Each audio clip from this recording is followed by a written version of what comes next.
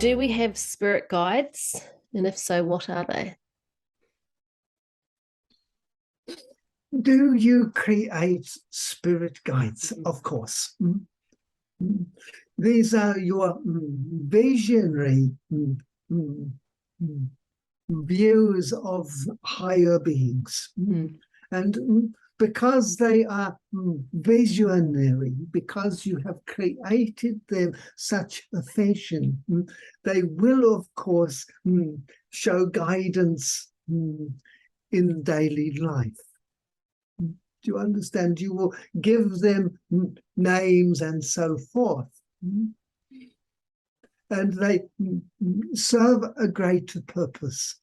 And the purpose is to awaken one to higher themes, if you like, the higher nature of one's ethical being, one's morality. You don't find, shall we say, spiritual guides that are going out inviting you, shall we say, to steal from your neighbor. You understand? These are called, shall we say, demons. They are, of course, of the same brand, but they are, shall we say, of a different character. So one could create demonic forces just as easily as one creates spiritual guides.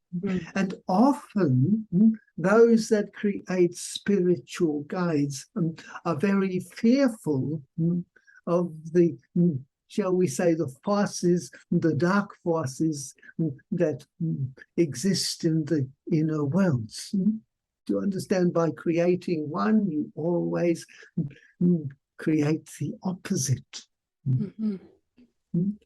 If one is simply awake to consciousness itself, that is, if one realizes it all emerges from a single point, a union of all things from which it emerged in times, in ways of, shall we say, differentiations, making it more and more subtle, more and more of form. First of all, there are different forms, they are condensing and so on until you arrive, shall we say, at one's sense of self, creating in a solid world.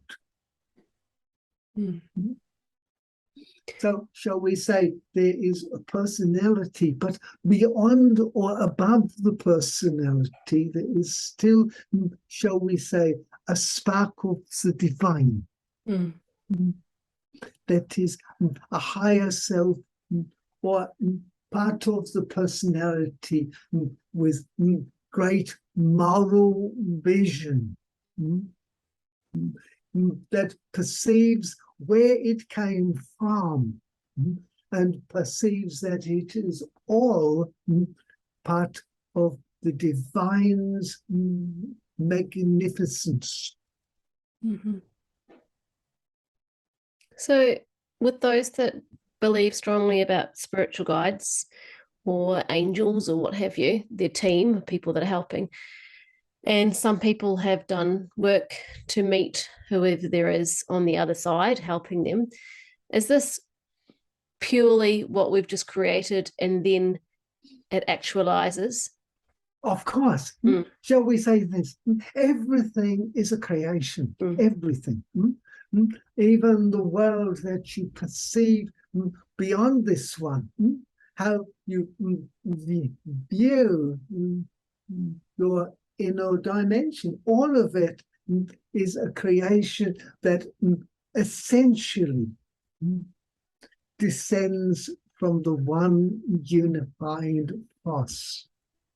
It condenses. That is such a good phrase. It condenses from, if you like, the mists that surround everything. That is, first of all, it is organized into fields. The field is part of a general pattern. And the patterns begin to, one can always see, shall we say, patterns within patterns. And repetitions of patterns within patterns that are both separate and different and yet the same.